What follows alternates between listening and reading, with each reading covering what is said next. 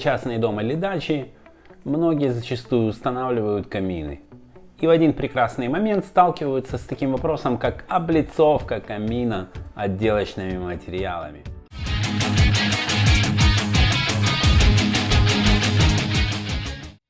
Всем привет, меня зовут Сергей, вы на канале Плитка, это просто. И сегодня поговорим о том, как сделать камин красивым. Существует множество вариантов облицовки каминов. В них входят такие материалы, как натуральный камень, декоративный камень, декоративная штукатурка, облицовочный кирпич различных цветов и оттенков. И также это может быть керамогранит, либо керамическая плитка. На моем примере вы увидите, как правильно облицовывать камин, а просмотрев это видео до конца, вы сможете сделать это своими руками. Поехали! Не забываем грунтовать поверхность перед укладкой плитки, тем самым мы придадим гипсокартону дополнительную прочность. Размечаем и нарезаем камень таким образом, чтобы при укладке по краям не оставались очень короткие кусочки. Потому что если мы будем оставлять по краям короткие кусочки, то нам, во-первых, будет очень неудобно их нарезать. Нужно оставлять хотя бы чуть-чуть их побольше, потому что очень опасно нарезать, когда тоненькие кусочки, они могут отскочить, диск может сдвинуться, дернуться, и можно себя очень легко поранить. Поэтому оставляем сантиметра 3 в конце.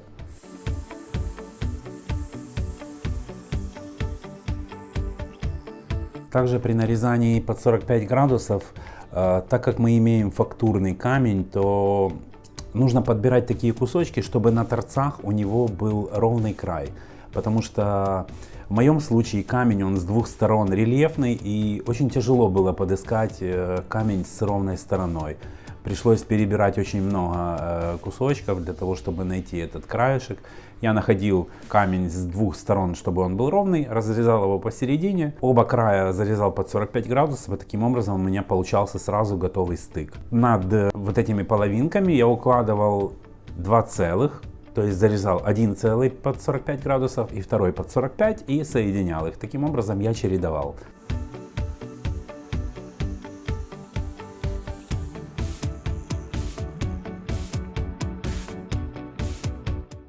Также заранее нужно нарезать несколько штук под 45 градусов, для того, чтобы как можно реже ходить на участок подрезки. В том случае, если мы работаем в одиночку. Если же у нас есть помощник, то все равно нужно стараться заранее давать ему размеры для подрезки, для того, чтобы процесс укладки был быстрее. При подрезке соблюдаем меры безопасности, обязательно одеваем перчатки, респиратор, очки. Камень он очень сильно крышится, и он отлетает и очень часто попадает в глаза, и поэтому нужно одевать защитные очки и в общем соблюдать меры безопасности по работе с болгаркой, потому что там алмазный диск, большие обороты.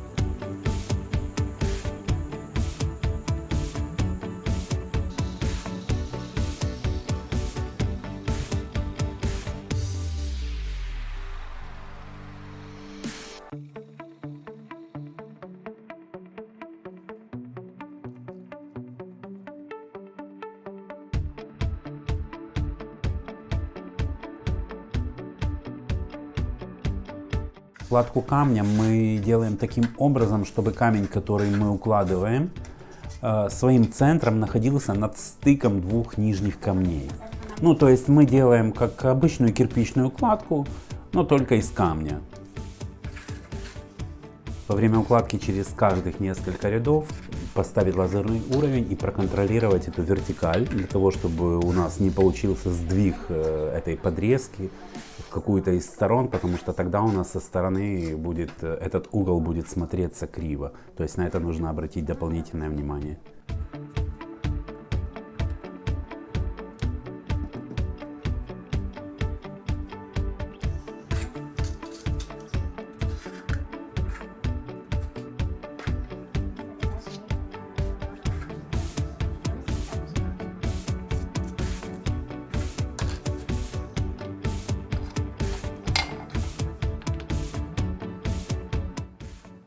Вдруг оказалось, что наш камень, который мы собираемся уложить, оказался чуть-чуть меньше по высоте, чем предыдущий, который мы уже положили, ну, то есть меньше по высоте имеется в виду там в районе миллиметра, то есть мы видим, что есть небольшой зубчик, то в таких случаях мы не меняем его, не берем, не подыскиваем другой, мы просто берем клинышки и снизу вставляем под этот камушек клинышки, тем образом выравнивая горизонтальную линию.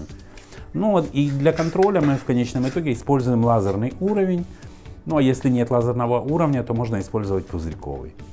Если вдруг где-то между камнем по какой-либо причине, там, либо он откололся во время укладки, ну, либо так получается, что мы заметили щель какую-то, ее можно заделать очень легко клеем белым и не бояться, что после высыхания он станет светлее. Да, он станет светлее, но в конечном итоге мы потом будем этот камень еще обрабатывать. И при обработке этого камня, а обрабатывать его нужно будет гидрофобным средством, которое придаст камню такой блеск, как бы такой мокрый эффект, и также его будет предохранять от лишней влаги, от сухости, то есть от внешних факторов. И когда гидрофобное средство попадает на клей, оно его делает практически в один тон с камнем, и то есть его не будет видно как белое пятно, поэтому можно смело щель заделывать белым клеем, и все будет хорошо. Если вдруг при укладке мы запачкали камень клеем, то его желательно сразу же убирать. Я его убираю влажной кистью, смачиваю кисть в ведерке, скручиваю в воду и снимаю клей с камня. Кистью очень удобно, потому что камень фактурный, во все впадинки попадает клей, и его кистью оттуда очень удобно снимать. Это нужно сделать, не дожидаясь, пока клей засохнет. С рельефной поверхности после высыхания это будет сделать очень тяжело.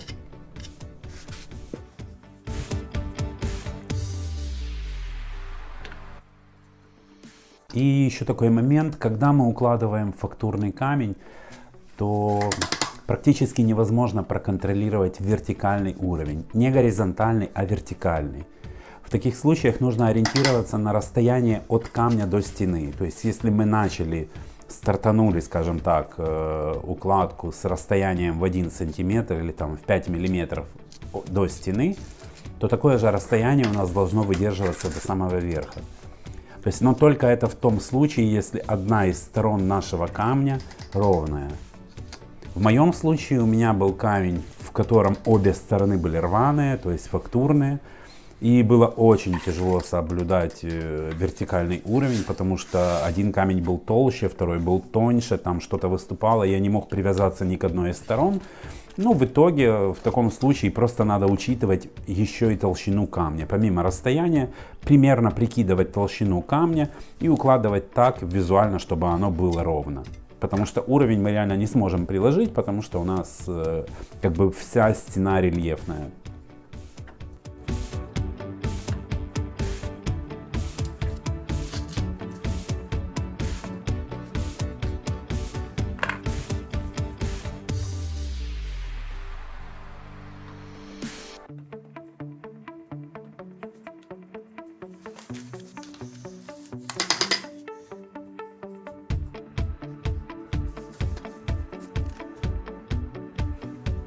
Перед завершением работы, когда мы укладываем последних 2 ряда, дополнительно ставим еще раз лазерный уровень и контролируем горизонталь, потому что в моем случае там сверху еще устанавливалась деревянная полка, и естественно она облокачивается нижним краем сверху на этот камень. То есть она может даже не облокачиваться, но если она будет стоять ровно, а ваш камень будет уложен криво, то внизу у нас образуется щель, и ее будет видно.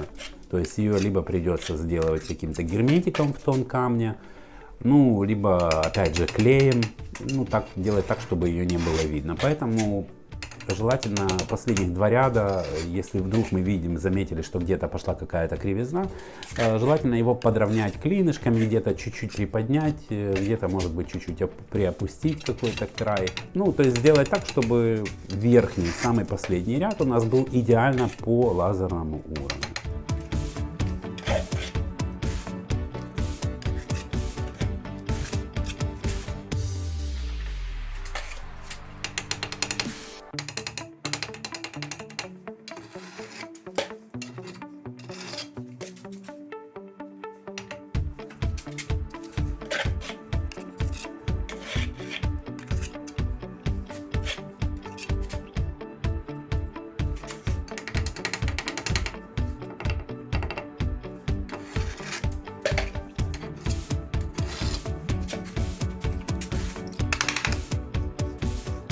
И после укладки последнего ряда мы заканчиваем работу над нашим камином. Остается проконтролировать, нет ли где-то сильно заметных щелей, которые нужно будет заделать.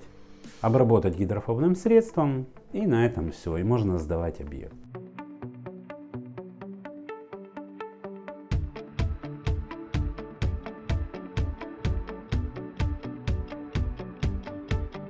И на этом все. С вами был Сергей. На канале Плитка это просто. Подписывайтесь, ставьте лайки. До новых встреч.